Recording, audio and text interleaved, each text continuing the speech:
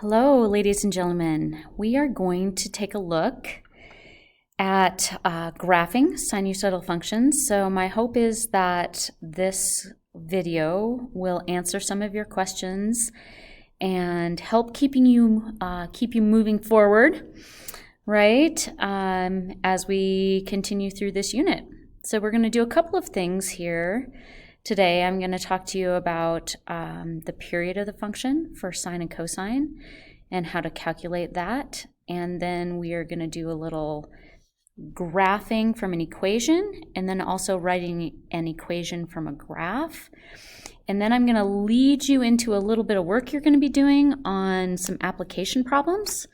So you can kind of get ready for that to start thinking about some discussion around that. I don't think that I'll out and out give you the final answer, but I do want you to have the opportunity to think about an applied problem as we end our video today. Okay, so let's go ahead and get started. The first thing that I want to make sure that we are covering is how to find the frequency, or how to determine the actual period of the function. And then the frequency is how many times that sine or cosine graph, that wave, is going to cycle in 2 pi units. So as we start to think about all of the different components of shifting and stretching, let's kind of go back to just what we've been using as our standard form. Okay. So we've been talking about our phase shift and our vertical shift and our amplitude, and perhaps those may be the most straightforward parts of your graph. The period of the function, it's nice to practice calculating this just a little bit, because the b value is not the period of the function, the b value is the frequency. So for each of these problems, A, B, C, and D, and I know you guys have got this, a little encouragement there for you. We're going to take the b value and just find the period of the function. So the period of the function is going to be calculated by taking 2 pi divided by b, just like your b value can be calculated by taking 2 pi divided by the period of your function. So we're going to use that just in a little bit as well. They kind of go hand in hand. So let's do A. 4 is the b value, so we know the period is going to be equal to 2 pi divided by 4, which is just going to be pi over 2. Okay, so for that particular function, that's going to be really, it's going to be 4 cycles in 2 pi units, so it's going to be really squished together. Let's do the others here real quick, and if you would like to, you can pause the video for a second and try these on your own, just to see if you're calculating them correctly. But I'm going to go right through here. Here's our b. This is actually, right, x over 3 is the same as 1/3 x, so our b value is 1/3 for that one. So we're going to say 2 pi divided by 1/3, which means we're taking 2 pi over 1 times the reciprocal. Okay, so we get a value of 6 pi, which means it's really stretched out. That's a very long, wide graph. Let's keep going. Our c value, pi over 2.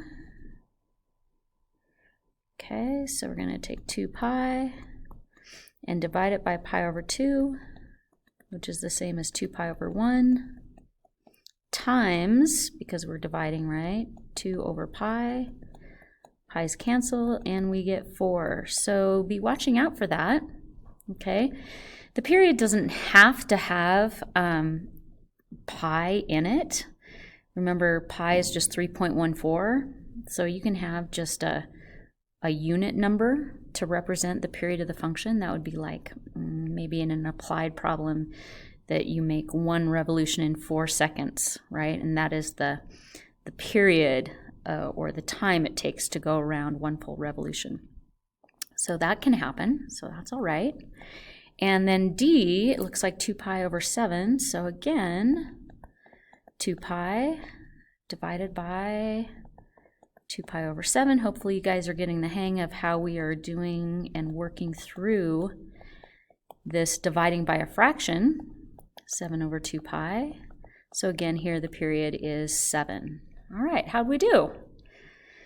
Yay! Hopefully you guys are doing awesome. You're like, yes, I got this, Miss O. All right, I'm on it. We're going to take just a second and use one of these pieces of information, and we're going to actually take a second and graph. And let's see, which one did I think I could graph and actually sort of keep it in the ballpark? Let's try +5. That's going to be up there a ways. Let me try A, and we might have to just go by 2's on our graph here. Okay, so let's try graphing this. And this is what I would always do when you're graphing, guys, is I would take the picture that you're looking at, and this particular problem does not have a phase shift. So we're going to take a look at this problem that we have, and I always like to make a list of things I know about my equation. So the first thing I'm going to do is I'm going to notice that I have a -2 right here. So when I graph this, I'm going to remember to do a negative sign. It means I'm going to be going down first instead of up. I can see that my amplitude is going to be 2. My b value is 4, which means the period of the function, we already figured that one out, is 2 pi divided by 4. That was right over here. So the period of the function is pi over 2. There's no phase shift, but I'm going to note that as part of my list. So no phase shift. And it looks like I have a little +5 vertical shift over here. So my vertical shift is a +5. So we're going to start graphing that. And let's see what we can do here with this graphing. I think to keep this in the ballpark, we're going to have to go up by 2's here. So that's going to be 2, 4, 6, 8. Otherwise, I can't get my vertical shift on my graph. Hopefully you guys are comfortable with that. And once again, if you want to pause the video right now, if you want to try this on your own first, you're certainly welcome to do that to see if it works out and see if you're getting exactly the right answer. Okay? So let's try this. Let's start by finding this equilibrium, this sinusoidal axis. And I know I have a vertical shift of +5, so I'm going to go to that spot. Here's my 5. And that's where my equilibrium is going to be. That's where my sinusoidal axis is going to roll, right along that 5. I also know that my amplitude is 2. So remember we talked about making sort of a roadmap of how high you're going to go, how low you're going to go, right, on my graph. And so first of all, we've adjusted for our amplitude and our vertical shift. So we're good to go there.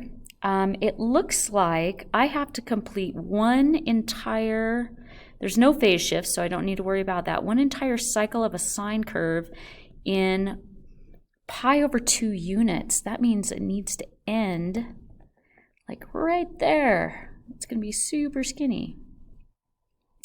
So let's try it.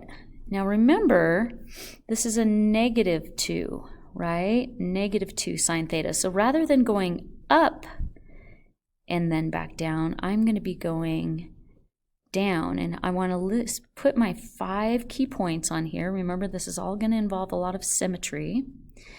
So that middle point is going to be at pi over 4, pi over 8. I'm going to come down here and come up here. And so my graph drops down first, cycles up, and you can see if you kept going, how many times would that happen in 2 pi units? Well, you guys can kind of tell, right? If I kept going, whoops, right there. Let's see, sketch this in real quick. how many times does that cycle then in 2 pi units? Well, it turns out it cycles 4 times in 2 pi units. There it is right there, that little 4. So sometimes that's an easier way to kind of determine what your B value is just to count the number of cycles or your frequency in that 2 pi units of area. So hopefully that helped with the graphing question, guys. We'll do more practice with that. If you have more questions, I left you a lot of keys to check your work on. So hopefully you can make good use of that. All right? Okay, let's move on. Here we go. These questions are taken from page 17. So I wanted to do a little work on page 17 with you, just so you can kind of get the hang of some different ways we could write these equations. So I'm going to do number 10 and number 12, and hopefully this won't take too long. And hopefully this will make sense for you guys without me being right here to talk to you about it.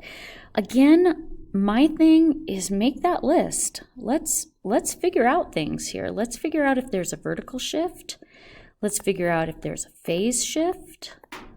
Let's figure out what the period of the function is and use that period of the function to find out our B value, because we're going to need that. And what have we left out? Our amplitude. Okay, we need to ask ourselves about each of these questions when we're going to write our equation. And I'm going to start by looking at cosine here.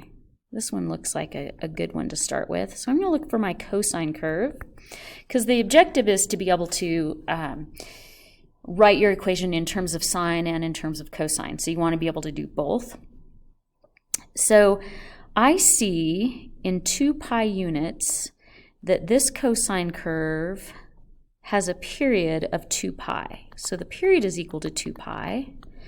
And so B is equal to 2 pi divided by the period. So our B value is just equal to 1, right? It's 1 cycle in 2 pi units. Perfect. Let's look at our vertical shift. Where's the middle of this thing? Let's see, it goes down to -2 and up to 4. That's its range. So I want to shoot for right in the middle of that range. And I think that looks pretty much right in the middle, yeah? 1, 2, 3, 1, 2, 3. That makes our amplitude 3 and our vertical shift 1, +1. Okay, I think we're doing pretty good so far. In terms of cosine, our phase shift is probably none, but because we can write it, well, you could do it a couple ways. You could write your phase shift as pi units, either plus or minus to get to this point, right? And write it as a positive cosine, or you could write it as a negative cosine. So there's so many choices. You have to be really careful, because your answers may even be different than the keys I provided for you guys. So just be careful with that. So I think we have all the information we need. So let's try and write a couple of these. Let's try and write it with respect to this phase shift first. So that's going to look like y is equal to, let's see, what do we got? 1, right, plus 3 cosine of, what do you think? Our B value is 1. And then if we wanted to have a phase shift of pi units to the left, we're going to say x plus pi, right? Remember, our B value is 1. Here's another way I could write it. I could write it as y is equal to 1 plus 3 cosine of x minus pi, right? In that case, this would be my phase shift right there. What if I didn't want any phase shift and I wanted this to be my starting point down at the bottom of my curve? Well, then I could write it like this. Y is equal to 1 minus 3 cosine of x. So these are all possibilities, guys. All possibilities that you can work through. Okay, so the next thing would be, what about sine? What if I want to write something in terms of the sine of theta? The only thing that's going to actually change is your phase shift, right? Because we're going to phase shift this to a spot It could be this spot. Oh gosh, it could be this spot way back here, right? It could be this spot right here, and then we could make sign negatives. There's so many choices. I'm just going to go ahead and phase shift back to this spot right there so you guys can see the equation of that part of the graph starting right here. On each of these graphs, they're divided by pi over 6 units. So this is, I think, every 1, 2, 3, 1, 2, that's pi. So this would be, what, negative 3 pi over 2? If I'm working backwards, right? Negative pi over 2.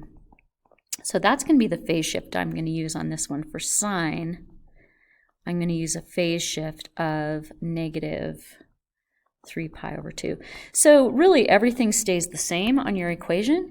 The only thing that's going to be different, of course, is that we are going to write it in terms of sine, and we are going to use a phase shift of, you got it, plus 3 pi over 2, right? Because it's shifting to the left. Okay. There's a pretty good example. All right, what I'm going to do right now, I'm not going to talk you through this next one.